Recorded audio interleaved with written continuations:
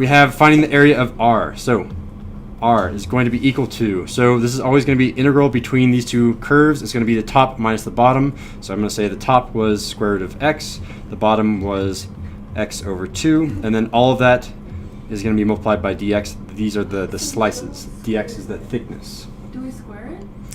No, not yet, because we're just doing area. If we're doing volume, then we might have squares or something. You're just doing top minus bottom integral. It's straightforward from there.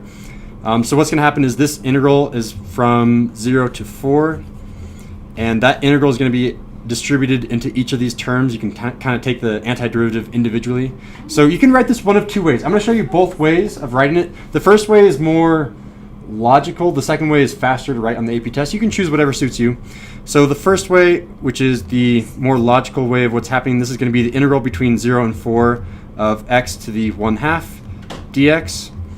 And that's going to be subtracting the integral between 0 and 4 of 1/2 x dx.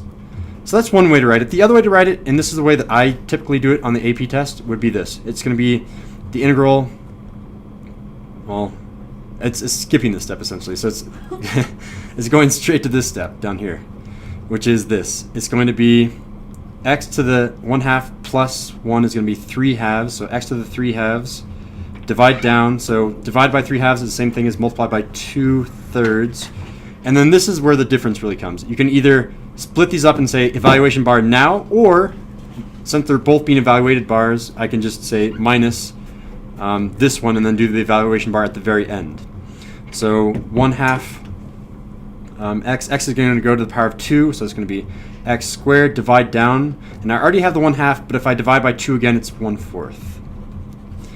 And now I have my evaluation bar after I do all this stuff, since both these terms are doing the evaluation between 0 and 4. Perfect. That's the formal way that you actually do it in calculus, is by doing the evaluation bar with both those terms. Okay, now we actually need to evaluate. So when we plug into 0 to both these terms, we just get 0. So we don't need to worry about it. We're just plugging in 4 to both these terms and see what we get. So this is going to be 2/3, 4 to the power of 3/2, minus 1/4, 4 to the second power, or 4 squared. So 4 to the 3/2. Girls, what is that? 8. It is 8. How'd you get 8, Kaylin? I did 4 cubed, and then I took the square root of that. That's a way to do it. That is the harder route, I would say. What's the other route? Do you know it? That's the only way I know it. Takes the square root and goes over. Yeah, so that's the other route. So let me just reiterate for the video in case they didn't hear from the audience. Kaylin took 4 to the power of 3, got 64, took the square root of 64, and got 8. So the other way to do it, and the fastest way, is 4 do the square root first, and then do the cube. You can do either direction that you want. Some like huge number then. Yeah, so 4 square root of 4 is 2, and then 2 cubed is 8. So either way works. So this thing is going to be 2/3 of 8, so 16/3. I thought it was 3. And 4 squared is 16. 16 divided by 4. I want to write minus 4 here, but I'm not going to, because I know that I can't subtract these right away. So instead of saying minus 4, I'm going to say minus 12 over 3 to get same denominator, common denominators. And 16 minus 12, that's going to be 4. So our final answer is 4/3. So like, I ended up not even squaring it anyway, so I got it right. Yeah, I wrote square in the beginning and then I never squared it. So we only square when we start working with So you'll lose a point for the setup. You do get points on this one for if you got it set up correctly or not. I don't actually have the scoring guide, so I don't know how many points are distributed between all of these letters. But just know to make sure to not square it if it's only asking for area.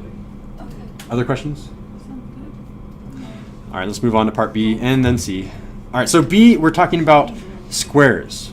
And maybe I should move this up a little bit so I have room for that bottom part. All right, so squares. What is the way that I find the volume? I want to switch to blue here first. I was like, Jesus. Volume. What did you girls put for the volume? Anyone? What was the setup? Pi between 4 and 0, and multiply square root of x squared. All right, so there's no pi in the square one. Remember, pi comes from the area of a circle. There are no circles in this one. This is just squares. How do you know if So now you know. it's a circle or not? If it's rotated around anything, then you're going to have circle cross sections. The cross section for this is going to be square. There's no way to get a pi when you do a cross section of a square. So this is going to be the straight on integral, and it's going to be, what are we between? We're between 0 and 4 still, so between 0 and 4. And basically what we want to say is we're taking the length here between these two and we're popping this out into the third dimension to make a square. All of these are squares. So that's a square, that's a square. All of these are, that's going to be a tiny square. Each of those is going to be a square. So these are square cross sections. If I'm looking at the cross section, the length of the height here is just the difference between this. It's f of x minus g of x. I'm kind of doing the lesson again, and then this is going to be f of x minus g of x because this is a square. The length and that length are the same. So this area of the cross section is f of x minus g of x squared for the area, and then I need to multiply by the thickness d of x. That's where our formula comes in. There's no pi. So let's set that up. Our f of x is going to be the top, or the outer, I guess, if you're rotating it, but we're just doing the top, which is square root of x. So we're going to say x to the 1/2, and we're going to subtract the other function, which was x over 2. So 1/2 x, and that whole thing is going to be squared. This represents the cross section that I just found, and now I need to multiply it by the thickness of each slice. That's our dx. You already did the antiderivative. No, I'm just writing square root in a different form. This is square root of x. This is x over 2. And then how come you didn't square each term? Like by Like itself? separately. If you square each term by itself, I mean, I think you're mixing up the formula for rotating it around an x-axis. Oh, yeah. So the circle is not what you square. So you square both for a circle because you have one circle there, one circle there. You have to find the volume of each of those. That's a radius squared, that's a radius squared. That's why they're individually squared. This one is just a square cross section. So you do this one, that's the length of the entire square, and then you square that entire length. All right, so this thing can be a little bit unruly, especially if you don't remember your formula for squaring anything. So this is a formula on the side that you need to have memorized. I'm already singing this to Riley, so he's memorizing this too. Oh, yeah. If you have a plus b and you're squaring it, it's a squared plus 2ab plus b squared. And the way the rhyme, the nursery rhyme, is square the first, double the product, square the last. Back and forth. Rocking Riley back and forth. We're the first. Double the What if product. Riley hates math? What if he's more of a writer? I will accept that. Although he will still be good at math even if he hates it. All right, so I'm going to square the first, which means I'm going to apply that square here, and that's going to turn into what, girls? This is going to turn into integral between 0 and 4 of, what's x to the 1/2 squared? X, perfect. So I just squared the first, that's our a squared. Now I'm going to double the product. So I'm going to do this really slowly. So I'm going to double the product, so here's the 2. I'm doubling, and then the product is 1/2 x times x squared. What is that? X squared. Careful. So this is x to the 1/1. So when I multiply, I'm adding them. So I need to make this to 2/2. So 3/2, x to the 3/2. X to the 3/2, and then don't forget that one negative 1/2, negative 1/2, like that. That's ridiculous. Okay. Wait, could you just do like the... Oh, no, because you're squaring it before you separate it to 2 and Can you Yeah. do it again, Mr. Sin? Yeah, let's back up. All right, so I'm going to double the product. So I'm doubling, there's a 2, and then the product, so I have x to the 1, which is 2/2. X to the 2/2 times x to the 1/2. I add the exponents. 1/2 plus 2/2 is 3/2, so this is x to the 3/2. But I haven't got this negative 1/2, so I'm going to add that negative 1/2. There's the negative. There's the 1/2. So that's the middle term. That's the 2ab. Onto the b squared, that's the easy part. This was just negative 1/2 x, negative 1/2, I'll write that down here again, negative 1/2 x squared becomes X 1/4 1/4 of x squared. squared. There it is.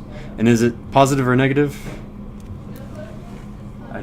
It is positive. Negative times negative is positive. The first and last term in this thing, as a note, this and this will always be positive. They have to be because it's always going to be squared. Unless you're in the complex plane, which we are not for calculus, so don't worry about it. So, now we have this thing, and then all of that in parentheses is times dx times the thickness. Perfect. Now we can apply that integral, that definite integral between 0 and 4 to each of these terms. So, let's take the antiderivative of x. Antiderivative of x is X. x squared divided by 2. Perfect. Next. Remember, this is just all 1, so it's negative x to the power of 3 halves. So go up a power, that's going to turn into, I'll keep that negative here, it's going to turn into x to the power of 5 halves, and then divide down. 2 over 5, perfect. And then I had x to the power of 2, now it's going to be x to the power of 3, divide down. 1/3 times 1/4. 1/12, there it is, perfect. And evaluation bar, that's going to be between 0 and 4. Again, we have this nice property where we plug in 0 and all 3 of these are going to go away. We really only need to plug in 4. So this thing is going to turn into 4 squared over 2 minus, I'm just going to say 8 over 5 plus 4 cubed over 12. I should have written 2 times 4, I guess. Your x to the Oh, I totally did not see that. I'm sorry. That's a teacher error that you caught right there. Woo! All right, yeah, I should have just wrote 2, 4 to the 5 halves. So 2 times 4 to the 5 halves over 5 plus 4 cubed over 12. Good catch, Carly. Forgot my exponent. Okay, so from here, what do? 4 halves divided by 2. Or sorry, 4 to the power of square. Yeah. 1/4. It's none of those. 4 to the power of 2 is 16, and then Kaylin had it. It is 8. Sorry, I thought no one had it because I was thinking of 64 for some reason. But all right, this guy's gonna be hard. 4 to the power of 5 halves. You definitely want to not do 4 to the power of 5 right away. Let's do 4 square rooted. Get rid of, so 2 and 4. Square root of 4 first, so that's 2. 2 to the power of 5 is somewhat. 64. 24. Okay, let's 32. 16. one of you got it right. Let's see who got it right. All right, so we have 2 times 2 times 2 times 2 times 2, right? Sorry. Those are both 4. And then I have 2. 4 times 4, 16, 32. There it is. So that's going to be minus 32 fifths plus 4 cubed. We should have that memorized, hopefully. But if you need to recalculate, 64 over 12. Perfect, perfect. Okay. Now, we need to simplify all of this. I mean, for the AP test, don't simplify it. For my test, tomorrow, well, not tomorrow, on next week, on Wednesday, do we say? That's the day of the test. On the test, you have to get this boiled down to a number. I expect you to be able to add fractions. So in the AP test, we could just circle it? On the AP test, circle this, and you'd be done. On my test, we're going to go here and finally get all the way down here. So let's simplify this fraction here. 64 over 12 turns into what?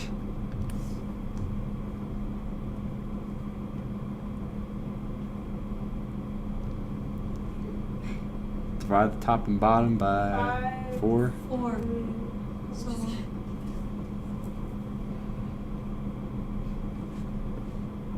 5 point something. So 16 divided by 3. If I divide the top and bottom by 4, 64 divided by 4 is 16. The way that I did that wasn't actually by saying, what is 64 divided by 4? I went, oh, well, that was really 4 to the power of 3, so just change that to 4 to the power of 2 on top. 4 squared is 16.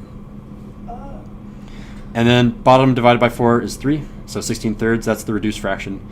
So now I'm going to try to add all these up with common denominators. What is the common denominator that we should have for all of these? 15. 15. So that means we need to multiply 8 times 15. Do we know the quick way to do that? Should I teach us the shortcut? 8 times 10. 8 times 10, 8 times 5. Yeah, that's a good one. So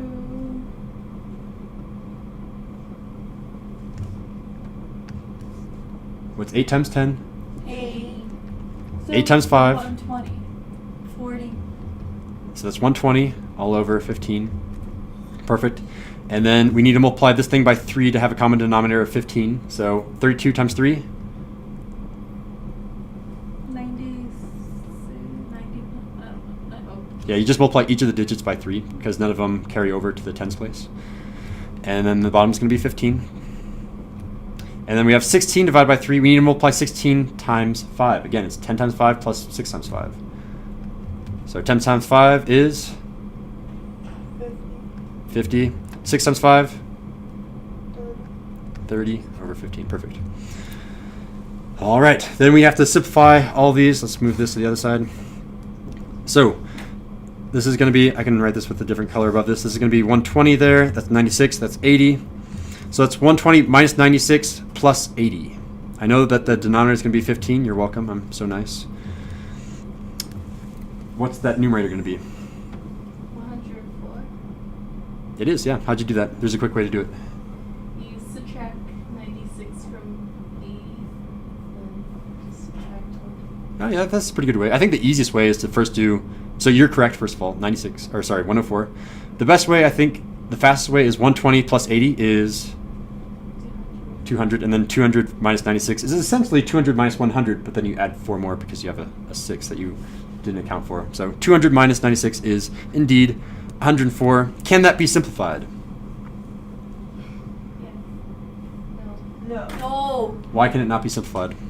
Because the top's a even number and the bottom's Yeah, so if the top is an even, you can still have an even number divisible by 3, though. Maybe it's divisible by 3.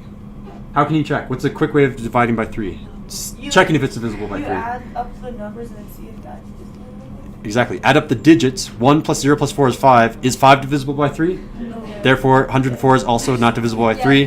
The only thing that we could have divided by is 3 and 5. This thing's not divisible by 5 because it doesn't end with a 5 or a 0. It's not divisible by 3 because we added the digits. That is our simplified answer. That's what I expect on the test. Whew. A lot of work, right? Let's move on to part C. On the AP test, yeah, just end right there. But my class is more challenging than the AP test. All right, so we're trying to find R when rotated around the horizontal line, y equals 2. I'm going to pause the video right here because I don't think any of us got to this question. I think we can do that. All right, so we know how to do this. What are we going to do? So now you do pi times the integral from 0 to 4. Of brackets, bracket. Parentheses, square root of x minus 2, So far, so good? parentheses squared, Yep. minus, parentheses, do you want me to keep going? Yes, please keep going. X divided by 2 minus 2, parentheses squared, bracket, dx. There it is, yeah. Well done. Full points on that one. I got it. So, that was self-check 11.1. Make sure you write 11.1 on that front side. And flip over to the back side, label that 11.2. Again, no calculators. And good luck. Begin. All right, so we're on to 11.2 self-check. We're finding the area of R. So R is going to be bounded by these two. R is just an area. We're not doing volume. There should be no pi. There should be no squares. That's the first trick. So immediately when I think about setting up my integral, it's going to be from where to where, and that's where I need to start. So where are the bounds? It's where these two intersect each other. So I'm going to set them both equal to each other to find where they intersect. So square root of x is going to be equal to x over 3. And now I need to solve for x. So I'm going to square both sides. It's going to give me x is equal to x squared over 9. And this is really x over 1. So I'm going to cross multiply. It's 9x is equal to x squared. And now I need to get all the x's on the same side. So I'm going to subtract 9x and put it on the right side. So it's going to be 0 is now equal to x squared minus 9x. 9x. Oh. And now I'm going to factor the right-hand side. So 0 is going to be equal to x times whatever was in here. So it's going to be x minus 9. Therefore, x is equal to what and what? 0 and 9. There they are. So I know my bounds. X is 0, x is 9. So it's going to be the integral between 0 and 9 of these two functions. So it's going to be the top minus the bottom. Which one is the top? Which one is the bottom? How can we tell? Square root of x. Is where? On top. Square root of x is on the top. How do you know that? Because it goes like, just goes like, I don't know, it's like that. Like that. Yeah, it curves up. It has a, yeah, so it goes up more than just a line would. So therefore it's on the top. Perfect. So square root of x minus x over 3, all of that is going to be multiplied by the thickness of each slice, dx. That's always the thickness. And it's an infinitesimally small thickness, and we're summing all those infinitely small thicknesses to get volume. And so when we do that, we have the integral. Let's take the antiderivative. So I'm going to write this above this in case you don't know. X, square root of x is also what? x to the power of 1/2, and that's the same thing as minus 1/3 x. So when I take the antiderivative of x to the 1/2, it becomes x to the power of what? 3 over 2, and then therefore the number out in front is 2/3. Perfect. And I'm going to subtract. What is this thing going to become? 1/9. Close. Let's deal with the x first then. So it's going to be x to the power of 2, and then I divide down, so it's going to be 1 over 5. 1 over 6. There it is. I could tell, yeah. And that's going to be evaluation bar evaluated between 0 and 9. And again, we have this nice we have this nice, awesome property where when we plug in 0, all of the x's will cancel out. We're really only plugging in 9 here. So this is going to be 2/3 of 9 to the power of 3/2 minus 1/6 9 squared. And again, on the AP test, you're done, but you're not in the AP test right now. You are in my class. So let's do this. 9 to the power of 3/2, just 9 to the power of 3/2. What is that? 3 times 3 is 9. That is correct, Rosalie. No, because you take the Square root of 9, which is 3, Okay. times 3 equals 9. To the power Times of 3 Oh. again. Crap. So it's 27. There it is, yeah. So this is 27. Oh gosh, we're real low on time. I'm going to run through this. You guys are going to try to catch up. So running through this is going to be 3 to the power of 3, which is 27. 27 times 2 is 54. So this is 54/3. So this is, oh, that's a horrible arrow. 54/3, and 9 squared is 81. 81 over 6. 81 over 6. And I need common denominators. So I'm going to divide the top and bottom of this one, just this one, by 3. I know it's divisible by 3 because 8 plus 1 is 9. 9 is divisible by 3. When I do that, I am still left with 54 over 3 minus 81 divided by 3 is 27. Divided by 6, or sorry, not divided by 6 anymore. Divided by 3. And now I have common denominators. 54 minus 27 is 27. So the answer is 27 over thirds. All right, I need to move on to part B because we have 5 minutes and we have to get through all of B, and B takes a long, long time. 3, 2, 1, here we go. All right, so we have squares again. So the volume is going to be equal to the integral between 0 and 9. And it's going to be, I'm going to already keep it x to the power of 1/2 instead of square root of x minus 1/3 of x. And now all that is going to be squared because that's what the cross section is. Cross section multiplied by thickness. There it is. All right, so far so good? Yeah. All right, so now I'm going to turn this, I'm going to take the antiderivative. No, I can't take the antiderivative. I need to square this term. So again, square the first, double the product, square the last. Square the first, this is going to be x. I still need my integral between 0 and 9. Double the product. Well, the product is going to be negative 1/3 x to the power of 3/2, and I doubled that, so it's going to be negative 2/3 x to the power of 3/2. And finally, I need to double the product, so, or sorry, not double the product. I need to square the last, so this is going to be plus 1/9 x to the power of 2. All of that is being multiplied by thickness dx. So when I do that, and I take the antiderivative, I get x to the power of 2, and then divide down by 2. So this is going to be x to the power of 5/2, and then divide down. So 2/5 times 2/3 is a negative 4/15. And then finally I have plus, so this is going to be x to the power of 3, divide down. 3 times 9 is 27, so 1/27. Evaluation bar, 0 and 9. Wait, so you have to take the antiderivative? Antiderivative of each of these, yes. Okay, so this is the tricky part. How do I plug in 9 and get an answer out of this? Again, AP test won't actually want you to do this, but I want you to do this. So this is going to be 9 squared, which I'm just going to write 81. 81 over 2. Because we could leave it. We can leave it just at this step. Once you write out all this stuff, if you just write 9 squared over 2 and all that, just plugging in 9 for x's, you're done. So this 81 over 2 minus 4/15 times, this is going to be 9 to the 5/2, and that's going to be plus 9 to the power of 3 all over 27. How the heck do I simplify this thing? Here is the trick. So I'm going to leave 81 over 2. I can't really touch that guy. 81 over 2. But I can multiply out over here. So 9 to the power of 5/2 is the same thing, and I'm going to write this in red right here. 9 to the power of 5/2 is the same thing as 3 to the power of 5. And I just took the square root of 9 here to get rid of that 2. We can all follow that, yes? Okay, so 3 to the power of 5, that's hard to do. I can do 3 to the power of 4 because I know that 15, one of the multiples of 15 is 3. So I can cancel out those 3. So I'm going to write this as, this is the same thing as 3 times 3 to the power of 4. So that 3 will be the one that cancels out with the denominator. I feel like Porky the Pig here. It would be still 81 times 3.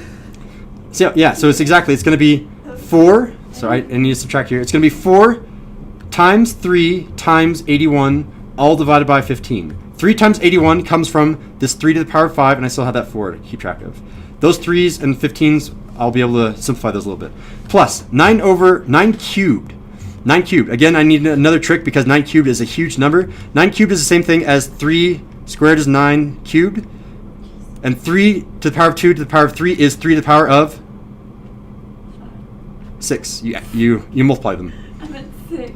God. So this is going to be 3 to the power of 6. 27 is 3 to the power of 3. Yeah. So I can subtract these. 3 to the power of 6 divided by 3 to the power of 3 is the same thing as 3 to the power of 6 minus 3. This is going to be 3 cubed. All right. We're moving fast. So 81 divided by 2 minus 4 times 81 divided by 5 plus 27. We're getting there. We're getting close. I need common denominators. Common denominator is 10, so I need to multiply this thing by 5. So, Wait, what happened to your 3? What happened to On your like the 15? 4 times. I thought it was 15. Oh, you just. yeah, told 3 and that. 15 cancel Oh out. my god. So this one goes to 5. Yeah, good. Making sure that we were on the right track. So I need to multiply 81 by 5, so that's the same thing as 80 times 5. So it's 405. God, wait. 400. That's what I meant. And then 1 times 5, which is 5. So 405 divided by 2, or not divided by 2, it's divided by 10 now. Minus. And now everything in here needs to be multiplied by 2. So it's really just going to be this thing multiplied by 2 times 4. So it's going to be 162 times 4. 162 times 4. And I think I'm just going to do that cross multiplication. So that's going to be 8.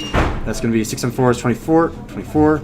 2, 4. It's going to be 6. So 648. 648 over 10. And I'm going to add 270 over 10. Okay, adding these all up. Oh gosh. This is ridiculous. I know. It's a hard problem. Do you really expect us to have time for this in the test? Yes, I do. All right, so 270 plus 648, that's going to be 918. 908. Oh gosh, I did that wrong because that's a negative here. Let's do 270 plus 405. So that's going to be 675 minus 648, all divided by 10. So this is going to be equal to 27. Is that right? 27 over 10, which is 2.7. I'll record. See you in a second.